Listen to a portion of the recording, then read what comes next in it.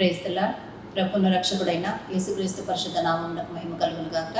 కూడి ఉన్న మీ అందరికీ కూడా యేసు నామం పేరిట వందనాలండి. ఆ సర్వోన్నతుడు మనల్ని ప్రేమించి ఇచ్చిన మరొక దినాన్ని బట్టి ఈరోజు ఆయన పాద సన్నిధిలో ఆయన ఇచ్చే వాక్యమును ధ్యానించుకుంటూ ముందుకెళ్తామండి. దేవుడు మనతో మాట్లాడబోతున్నటువంటి మాట లూకాసు వార్త 19వ అధ్యాయము. లూకాసు వార్త 19వ అధ్యాయము 26వ వచనమును దేవుడు ఈరోజు మనకు అనుగ్రహిస్తున్నారు. 26వ వచనంలో, అందుకతడు కలిగిన ప్రతివానికిని ఇయ్యబడును, లేని వాని యొద్ద నుండి వానికి కలిగినది తీసివేయబడునని మీతో చెప్పుచున్నాను అని దేవుడు మాట్లాడుతున్నాడు. మరొకసారి, కలిగిన ప్రతివానికిని ఇయ్యబడును, లేని వాని యొద్ద నుండి వానికి కలిగినది తీసివేయబడునని మీతో చెప్పుచున్నాను అని దేవుడి వాక్యం ద్వారా మాట్లాడుతున్నాడు. అందుకతడు అని అన్నాడండి వాక్యం స్టార్టింగ్లో. అంటే అందుకతడు ఇచ్చిన యజమాని ఇక్కడ సెలవిస్తున్నాడు. ఇచ్చిన యజమాని అంటే ముందున్న వచనాలలో ఒక యజమాని ఊరికి వెళుతూ తన దగ్గర ఉన్న దాసులను పిలిచి తన దగ్గర ఉన్న కొన్ని నాణ్యాలను వాళ్ళ చేతులకు ఇచ్చి, ఇవి భద్రంగా దాచిపెట్టండి, మళ్ళీ నేను వచ్చినప్పుడు అడిగి తీసుకుంటాను అని చెప్పి వెళ్తాడండి. వెళ్ళినప్పుడు ఆ ముగ్గురు దాసులకు ఇచ్చినటువంటి వాటిని బట్టి వాళ్ళు ఒకరు 10 చేస్తారు, ఇంకొకరు ఇంకొన్ని చేస్తారు, ఇంకొకడు మాత్రం తనకిచ్చిన దానిని బట్టి మాత్రమే దానిని అలాగే పట్టుకొని తన ఒక రుమాల్లో దాచిపెట్టి పెడతాడండి. పెట్టినప్పుడు అనుకోకుండా మళ్ళీ ఆ యజమాని వచ్చినప్పుడు వాళ్ళని అడుగుతాడు, నేను మీకు ఇచ్చాను కదా, అవన్నీ తీసుకొని వచ్చి నాకు ఇవ్వండి అని అన్నప్పుడు వెంటనే అతను వచ్చి వెంటనే ఎవడైతే మొదటి దాసుడికి ఇచ్చాడో అతను ఆయన దగ్గరికి వచ్చేసి, అయ్యా మీరు ఒకటి నాణ్యం ఇచ్చి వెళ్తే నేను 1ని 10గా చేశానయ్యా అని చెప్పి ఇస్తాడు. అదేవిధంగా రెండవ అతనికి కూడా ఇచ్చిన అతను అడిగినప్పుడు, అయ్యా మీరు ఇచ్చిన దానికి నేను ఇంకా కొంత యాడ్ చేశాను ప్రభా, ఇంకొంత నేను పెంచాను అయ్యా అని అతను కూడా ఇస్తాడు. మూడవ అతను వచ్చి మాత్రము ఏదైతే యజమాని ద్వారా పొందుకున్నాడో దాన్ని అలాగే తీసుకొని వచ్చి భద్రంగా దాచిపెట్టి తీసుకొని వచ్చి మళ్ళీ అతనికి ఇస్తాడు. అప్పుడు దాసుడు అడుగుతాడు, యజమాని అడుగుతాడు, ఒకరిని నమ్మి నేను ఇంకొకరికి ఇస్తే దానిని తీసుకొని దాన్ని ఇంకెన్నో ఎంతగానో దాన్ని పెంచి నాకు ఇచ్చారు, రెండవ అతనికి ఇచ్చిన అతను కూడా దాన్ని పెంచాడు, మరి మూడవ అతనిగా నీకు ఇచ్చినప్పుడు దాన్ని నువ్వు ఎందుకు ఏమీ చేయలేదు అని అన్నప్పుడు, అయ్యా నాకు అంత ఆలోచన రాలేదయ్యా, నువ్వు ఇచ్చిందే వచ్చి అడిగేవాడవై ఉన్నావు అనుకొని నువ్వు ఇచ్చిన దాన్ని నేను భద్రంగా దాచిపెట్టుకొని నేను చేశాను ప్రభా, ఇప్పుడు నేను నువ్వు ఇచ్చింది మళ్ళీ నీ చేతులకి ఇచ్చేస్తున్నాను అని అన్నప్పుడు అప్పుడు ఆ యజమాని ఆ దాసుడితో చెప్తున్న మాటే ఈరోజు మనం చదవబడిన వాక్యమై ఉందండి. లూకాసు వార్త 19వ అధ్యాయం 26వ వచనాన్ని దేవుడు మళ్ళీ జ్ఞాపకం చేసుకుందాం.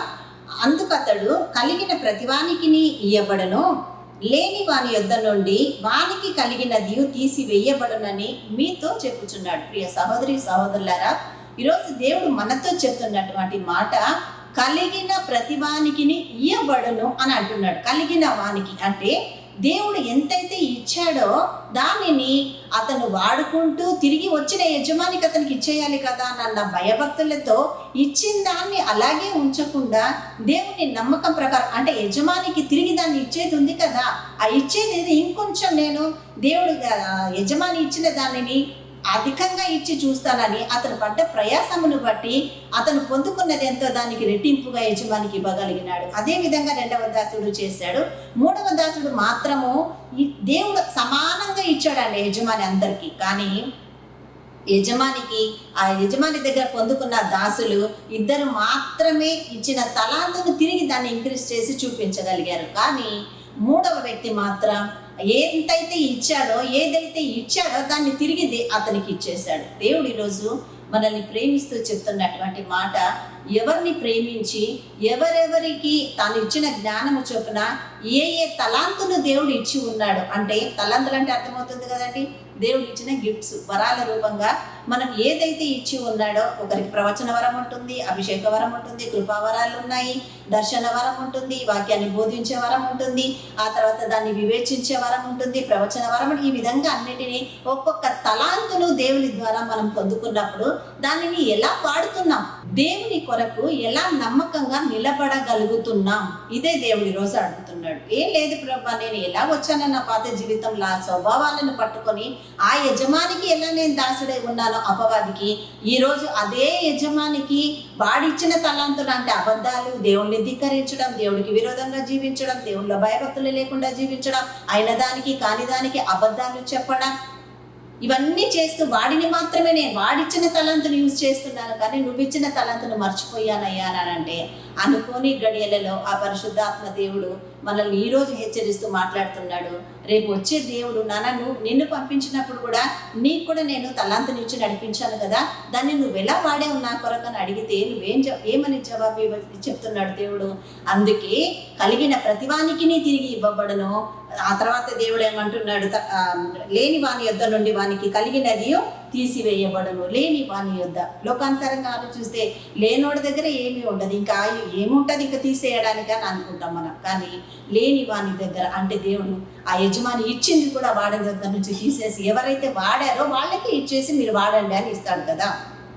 అదే విధంగా ఇక్కడ కూడా ఏది దేవుడి ద్వారా పొందుకున్నా దానిని వాడకుండా లోకానుసారంగా జీవిస్తూ దేవుని కొరకు జీవించకుండా దేవుని కృపను పొందుకోకుండా దేవుని దగ్గర రక్షణ పొందుకొని అపవాదిని గణపరుస్తూ లోకక్రియలు కలిగి మనం జీవించినప్పుడు ఏదైతే ఇహలోక పరముగా మనం కలిగి ఉన్నామో దానిని కూడా తీసేసి దేవుడు ఇతరులకి ఇచ్చే అధికారం ఆ పరలోక తండ్రికి ఉంది అని ఈరోజు మనం గ్రహించాలండి. అందుకనే ప్రియ సహోదరి సహోదరులారా, ఈరోజు మనం ఎలా ఉన్నాం? ఏ ఆశీర్వాదంతో భూమి మీదకి దేవుడు నడిపించాడు, ఏ కృపతో నిన్ను నన్ను మనల్ని పిలుచుకున్నాడు, ఏ కృపతో ఆయన కొరకు మనల్ని నిలబెట్టుకున్నాడు, ఏ యొక్క ఆశీర్వాదమునిచ్చి ఆయన మహిమ పొందాలనుకున్నాడు, ఇంకెంతమందికి నిన్ను నన్ను ఆశీర్వాదకరంగా నిలబెట్టి ఆ సర్వోన్నతుడు మహిమ పొందాలనుకున్నాడు. ఏ రోజైనా అడిగామా మనం దేవుని దగ్గర, దేవా నా ప్రవర్తన సరిగుందా ప్రభా, నా తండ్రి నా మాట తీరు సరిగ్గా ఉందా నా యేసయ్య, నేను అనేకుల కొరకు నీ నామమును బట్టి మహిమకరంగా జీవిస్తున్నానా, నిన్ను నేను గణపరచగలుగుతున్నానా ప్రభా, ఏదైనా నాలో కొరత ఉంటే నాకు చూపించు తండ్రి, నన్ను సరి చెయ్యి ప్రభా, నేను సరి చేసుకుంటే సహాయంలో మీ ఆత్మ ద్వారా నాకు సహాయం చేయండి తండ్రి అని మనం చెప్పి అడగగలుగుతున్నామా అండి? ఆ దేవుని దగ్గర అడిగితే చెప్పే దేవుడు కాదా? ఆయన దగ్గర మొరపెడితే నీ స్థితిని నా స్థితిని బయలుపరిచే దేవుడు కాదా? మనల్ని సరిచేసే అధికారం ఆయనకు లేదా? అందుకే ఈరోజు అన్నది ఉన్నప్పుడే ఈ వాక్యము ద్వారా దేవుడు మనతో మాట్లాడుతూ మనల్ని బలపరుస్తున్నాడండి. కాబట్టి ఏ విషయంలో సోలిపోకుండా ఈ రోజు నుంచి అయినా ప్రభా, నువ్వు ఇచ్చిన దానిని నీ కొరకు వాడడానికి నేను ఉపయోగిస్తాను ప్రభా, నీకు మహిమకరంగా నేను నిలబడతాను నా తండ్రి. నేను ప్రేరేపించబడి నీ చేత ఆయత్తపరచబడి నిలబడుతున్న సమయంలో నన్ను ప్రిపేర్ చేయి ప్రభా, నన్ను సిద్ధపరచుకున్నా తండ్రి. నువ్వు ఇచ్చిన తలాంతును నీ కొరకు వాడే ధన్యత జ్ఞానమును నాకు ఇచ్చి నన్ను నడిపించు ప్రభా అని అడిగినప్పుడు తప్పకుండా దేవుడు మనల్ని ఆశీర్వదిస్తాడండి. ఇటు కృప ఈ వాక్యం ద్వారా దేవుడు మనకందరికీ అనుగ్రహించి ఆ సర్వోన్నతుడు మాత్రమే మహిమ పొందును గాక. ఆమేన్, ఆమేన్, ఆమేన్. తలలు వంచినట్లయితే ప్రార్థన చేసుకుందాం. హల్లెలూయా, హల్లెలూయా, హల్లెలూయా, హల్లెలూయా. స్తోత్రం, స్తోత్రం, స్తోత్రము దేవా, స్తోత్రము నా యేసయ్య. తండ్రి నీకే వందనాలు. విన్న వాక్యాన్ని మనలో నీరు కట్టి ఫలింప చేయండి. వాక్యానుసారముగా విశ్వాసంలో జీవించే ధన్యత మాకు దయచేయండి యేసయ్య. మీకే స్తోత్రములు ప్రభా, మీకు వందనాలు. ప్రపంచ దేశాల మీదకి మీ హస్తంలో నడిపించి ఆశీర్వదించండి నా తండ్రి. అయ్యా, వృద్ధులైన వారు చిన్నపిల్లలైన వారికి నీ కాపుదల దయచేయండి. ఎండవేడిమి వల్ల ఎవరు ఎక్కడ నష్టపోకుండా నీ కృపా కంచెలో భద్రపరచండి. ఎవరికైతే సంతానము లేదో ప్రభా, వారిని జ్ఞాపకం చేసుకోనండి. గర్భఫలము యెహోవా ఇచ్చు బహుమానమని నీ వాక్యం ద్వారా సెలవిచ్చావు కనుక అటు బహుమానాలను ప్రతి ఒక్కరూ పొందుకోవడానికి సహాయం చేయండి నాయన. అయ్యా, ఎందరైతే వివాహాలు లేక కుమిలిపోతూ కృంగిపోతూ జీవిస్తున్నారో వారి జీవితాలలో వివాహ ద్వారాలు తెరవమని ప్రార్థిస్తున్నాము నా యేసయ్య. అప్పుల భారముతో ఆర్థిక ఇబ్బందులతో ఉన్న వారిని ఆశీర్వదించండి, విడుదల దయచేయండి అయ్యా. క్రీస్తు మహిమైశ్వర్యము చొప్పునాటి వారికి నీ కృపను అనుగ్రహించి ఆశీర్వాదమును దయచేయమని ప్రార్థిస్తున్నాము తండ్రి. నా దేవా నీకే వందనాలు, నీకు స్తోత్రములు. యవనస్తుల మీద నీ కాపుదలను దయచేయండి అయ్యా. మీ నీతి మార్గములో, యథార్థ మార్గములో, జీవ మార్గములో నడిచే కృప వారికి దయచేయండి తండ్రి. మీకే స్తోత్రములు, మీకు వందనాలు, కృతజ్ఞతలు చెల్లిస్తున్నాము. లొంగని మొండి వ్యాధి బాధలతో ఉన్న వారికి తండ్రి అయ్యా, ఇదిగో ప్రభ సంపూర్ణ యెహోవా రాఫాగా తోడై ఉండి స్వస్థత దయచేయమని ప్రార్థిస్తున్నాం. నీ కృపలు ఆదరించి మమ్మల్ని ముందుకు నడిపించమని ఇచ్చిన మంచి వాక్యాన్ని బట్టి మరొకసారి మీకు కృతజ్ఞతా స్తోత్రములు చెల్లిస్తూ మిమ్మల్ని మాత్రమే కనపరుచుకుంటూ యేసుక్రీస్తు అతి శ్రేష్టమైన నామమున మా ఈ ప్రార్థన మీ ఆశీర్వాదముగా మా అందరికీ అనుగ్రహించిన తండ్రి, మీ ద్వారా మేము పొంది ఉన్నాము మా ప్రభువా. ఆమేన్, ఆమేన్, ఆమేన్. హల్లెలూయా. అందరికీ వందనాలండి. దేవాది దేవుడికి స్తోత్రం. మంచి వాక్యం నుంచి ఈరోజు మనల్ని ఆదరించిన పరిశుద్ధుడికి కృతజ్ఞతా స్తోత్రములు చెల్లిద్దాం. ఈ వాక్యం ద్వారా ఈరోజు నేను ఆదరించబడి ఉన్నాను అనుకున్న వాళ్ళు అనేకులకు ఆశీర్వాదకరంగా ఉండడానికి దేవుడు అవకాశం ఇచ్చాడు. అదే ఈ వాక్యాన్ని అనేకులకు షేర్ చేయడం అండి. దయచేసి ఛానల్ని సబ్స్క్రైబ్ చేసుకొని ఈ వాక్యాన్ని అందరికీ షేర్ చేసి మీరు కూడా ఆశీర్వదించబడాలని కోరుకుంటూ అందరికీ ప్రేమిస్తున్నాను. నూతన సృష్టిగా చేసి నీ పాత్రగా నన్ను మలచి చేసిన దేవా